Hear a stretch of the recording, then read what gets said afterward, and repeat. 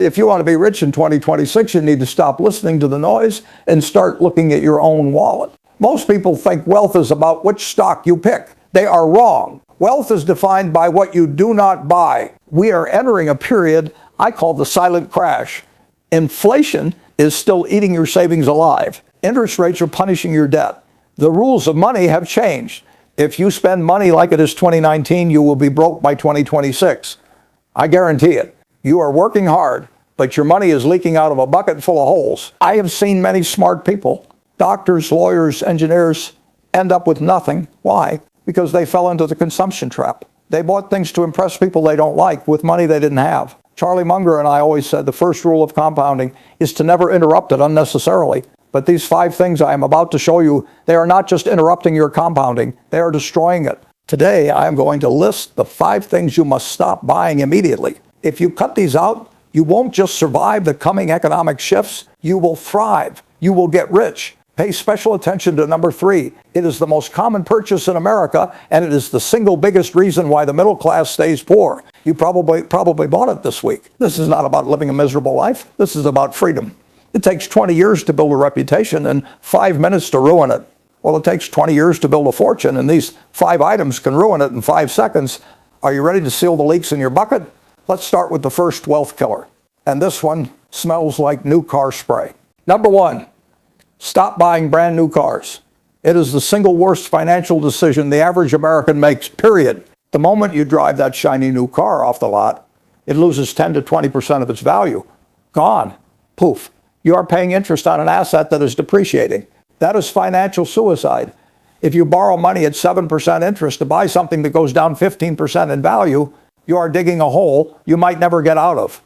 I drive a Cadillac, but I don't buy a new one every year. I drive it until it stops running. Why? Because the car is just a tool to get me from point A to point B. Let's do the math. The average car payment in America is now over $700 a month. If you took that $700 and instead of giving it to the car dealer, you put it into the S&P 500 for 20 years, do you know what you would have? Over $300,000. So that new car smell, it is costing you $300,000. Is it worth it? Buy a used car, let someone else pay for the depreciation. You keep the wealth. Now, number 2, this one is controversial. Stop buying too much house. I bought my house in Omaha in 1958 for $31. I still live there today. People ask me, Warren, why don't you buy a mansion? You have billions, because a house is a place to live, not a museum. In 2026, with interest rates staying high, a big mortgage is a chain around your neck. You are working for the bank, not for yourself. Society tells you success means a big house. But if that house makes you house poor, if it stops you from investing, if it keeps you awake at night worrying about payments, that is not success. That is a prison. Don't buy a house for your neighbors to look at. Buy a house you can afford comfortably. When you have extra cash, buy productive assets, buy stocks, buy businesses. Don't buy empty bedrooms you never use. Remember, rich people buy assets. Poor people buy liabilities that they think are assets. Number 3, stop buying designer clothes and luxury brands just to show off. This is the fastest way to look rich while actually becoming poor. I'll tell you a secret. You buy a $5,000 watch or a $2,000 bag because you think people will respect you. They don't care about you. They are just looking at your watch and thinking, I wish I had that watch. You are not buying respect. You are buying a distraction. I buy suits that fit. I buy clothes that last. I don't care about the label inside the collar. If you need a label to feel valuable, you have a problem that money can't fix. Always remember, price is what you pay. Value is what you get. When you buy a luxury brand, you are paying a high price for very little value. When you buy a stock, you try to pay a low price for high value. Be an investor, not a consumer.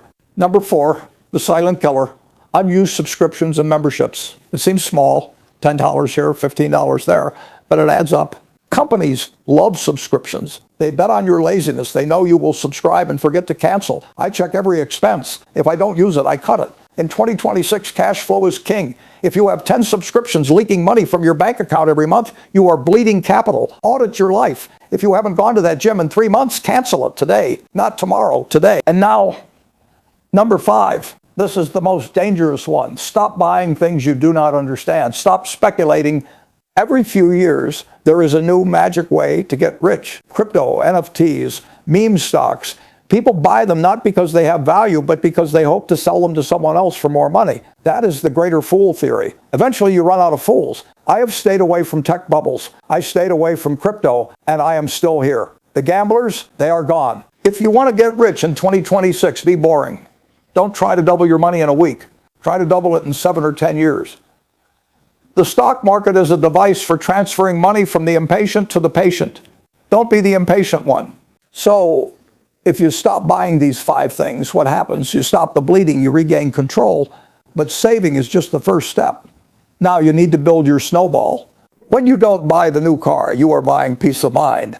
When you don't buy the big house, you are buying flexibility. You are not depriving yourself, you are paying your future self. Imagine waking up in the morning and saying, I can do whatever I want today. That is the ultimate luxury. And no designer bag can give you that, only financial independence can. Let's recap.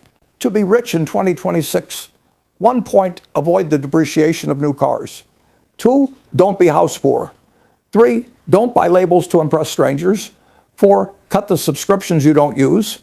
5, and never ever gamble with your hard-earned money. It sounds simple, but simple is hard. Now I have a challenge for you. I want you to look at your life.